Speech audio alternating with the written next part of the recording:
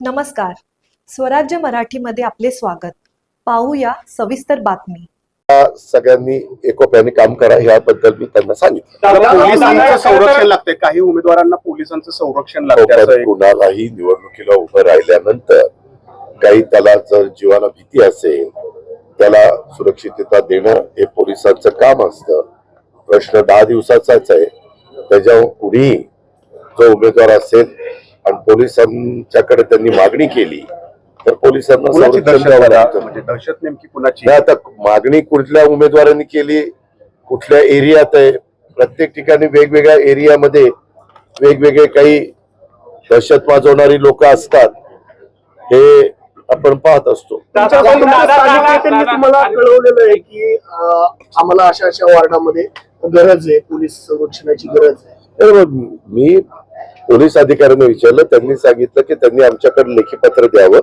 लेखी पत्र दिलं तर आम्ही ते तपासून त्यांना गरज असेल तर आम्ही संरक्षण देऊ. आता पहिल्या पत्रकार परिषदेमध्ये पिंपरी चिंचवडमध्ये झालेल्या आपण भाजपवर प्रचंड आक्रमकपणे टीका केली होती. त्याला आता देवेंद्र फडणवीस तेवढंच का तुम्ही पत्रकारांनी सांगताना मी तेव्हाही सांगितलेलं होतं, मी महानगरपालिकेपुरतं बोलतो. महानगरपालिकेमध्ये जो काही कारभार झाला, पत्रकार मित्रांनो तुम्हालाही सगळं माहितीये की कशा पद्धतीनं तिथं रिंग होती, कशा पद्धतीनं टेंडर पास होतात, कशा पद्धतीनं प्री क्वालिफिकेशन होण्याच्या करता ज्यांना द्यायचं काम त्यांना फॉर असणाऱ्या अटी टाकल्या जातात. त्या गोष्टी आहेत ना, त्या कोणी नाकारू शकत आणि त्याच्याकरता मी पुरावे पण दिले. काही ठिकाणी व्हाईटनर लावला वगैरे वगैरे.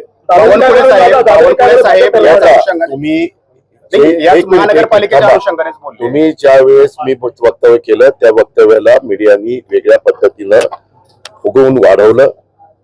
मी आजही पुन्हा तुम्हाला सगळ्यांना सांगतो, ते वक्तव्य वेगळं दाखवलं गेल्यामुळं आपण ज्या मान्यवरांची नावं घेतात त्यांनी त्यांच्या पक्षाचे ते प्रमुख असल्यामुळे त्यांनी स्टेटमेंट केलं.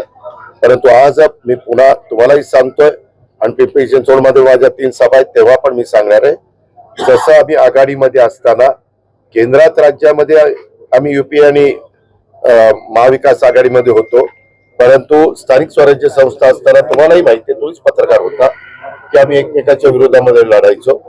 तसं पुण्यात आणि पिंपरी चिंचवडमध्ये झालं. महानगरपालिकेचा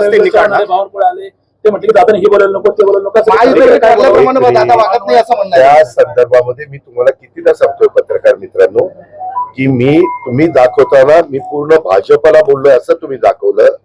मी बोललो होतो महानगरपालिकेमध्ये जे कारभारी पण चाललेलं होतं त्या व्यक्तींच्या बद्दल मी बोललो, त्यांच्या गलथान कारभाराबद्दल बोललो आणि आताही त्यांच्याच बद्दल बोलणार आहे. कारण ते महापालिकेतच म्हणतायत की 2017 पूर्वी दादांची 15 वर्ष सत्ता होती, जर पानं चालली आमच्या दादांना बोलता येणार नाही असं. ठीक आहे ना, चालण्याचा अधिकार आहे, संविधानाने त्यांना दिलेला आहे, जरूर तो अधिकार त्यांनी वापरावा.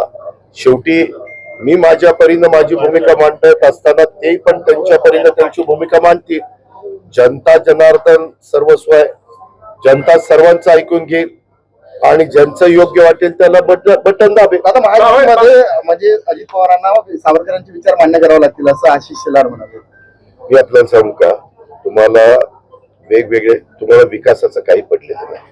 मी तुम्हाला कुठून तरी काहीतरी आमच्यात अंतर कसं वाढेल अशा प्रकारचे प्रश्न विचारून तुम्ही त्याला एक हे देण्याचा प्रयत्न करताय. मला आता फक्त महानगरपालिका, मी ज्या महानगरपालिकेमध्ये जाईल त्याचबद्दल मी प्रश्नाचं उत्तर देईन. इतर तुम्ही प्रश्न विचारले तर त्याला नो कॉमेंट्स. मी निवडणुका संपल्यानंतर प्रत्येक प्रश्नाला उत्तर द्यायला. स्वराज्य मराठी, बातमी नाही जबाबदारी. चॅनलला लाईक करा, शेअर करा आणि सबस्क्राईब करा.